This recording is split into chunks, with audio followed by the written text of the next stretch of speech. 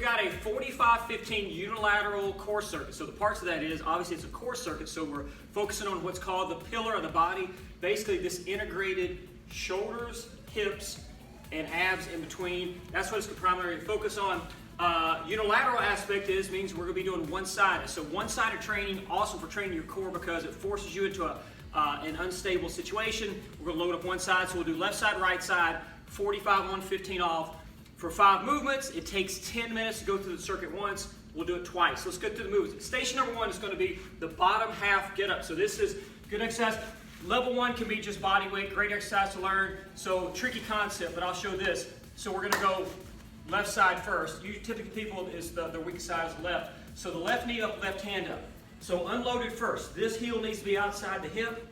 45 degrees right here. I want to kind of grip the ground, so to speak, and I got to roll up onto this side here to make it work. Now you can come all the way up onto the hand also, but we're going to do 45 seconds of bottom half get-ups. Now we just load that with a light to medium dumbbell to get the same effect. Again, I want to use my ankles. I can't sit up in this position. I got to like anchor down with this heel, this hand, inhale at the bottom, exhale at the top. Pretty safe for people with shoulder mobility issues, white bracelet, peeps. You do left side, right side, and then move on to station number 2. All right, exercise number 2 is going to be a bird dog row, left side, right side, 45 on, 15 off. The bird dog row is a more advanced version. I'm going to show a modified version, basically a plank row. We can get right here. I'm going to go left side again first, and I'll show it from here. Basically, push up, hold, stabilize with the right hand, feet nice and wide, and we row the dumbbell. Now, quick note, you can do this workout with a kettlebell, but the kettlebell has a longer pendulum, and sometimes it's hard to get that full range of motion on the row. Now, for people that need modification on this is hard. It's 45 seconds in a plank on one hand. They can just modify by coming down onto their knees back as far as you can, because when you do this, it shuts off the abs. Try to really get the knees extended back and perform that plank row there. That's a good modification up on the feet. But the most challenging one that we're trying to get to is this bird dog element right here, okay? And then basically a bear row, so to speak. And I do the rows, bringing the elbow past the rib cage. Phenomenal exercise for everything. Switch sides, and then move on station. All right, exercise number 3 is going to be the hollow body press. So the basis of this is a hollow body hold, but we got to get into this since we're doing it. I'm going to spin it around. We've got to do a hollow body press, okay? So we're going to be pressing. I'll show this right here. This is the hollow body position, and I'm just going to press left side, right side, 45 on, 15 off. Challenging, because you got to spend 45 seconds in a hollow position. Bringing the knees in will be a great modification. Safe on the shoulder, and then I just extend this out to make it harder, and then I can increase the load to make it even more challenging. Do both sides and move on to station number 4. Exercise number 4 is going to be the windmill. So we're going to go again left side, right side. People with a yellow bracelet, hip mobility issues, they're not going to be able to hinge their hips because they can't even do a toe touch.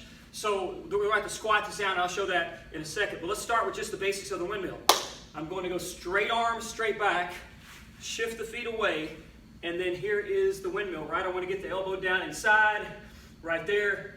Straight arm, straight back is the key, and then we just go from a body weight to loading the weight. Again, kettlebell dumbbell works.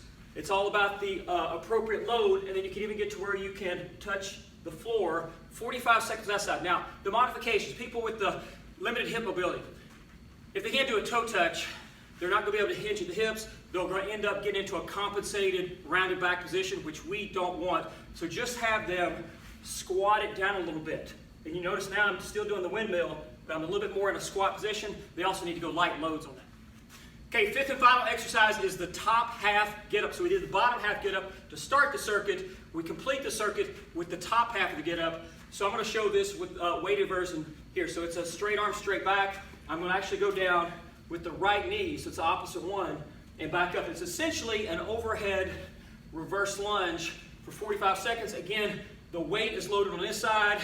I'm lunging with this side, so in between, a lot of ab work. So it's great for the core.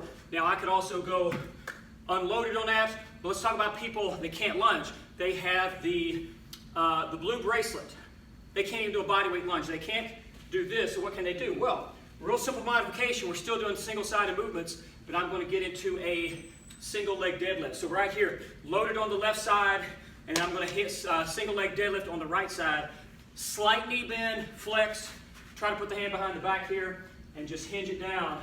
And if they have balance issues, simple fix. Put the hand against the wall that they're not holding the dumbbell in, and you can keep that nice flat back position. Hinge it back down.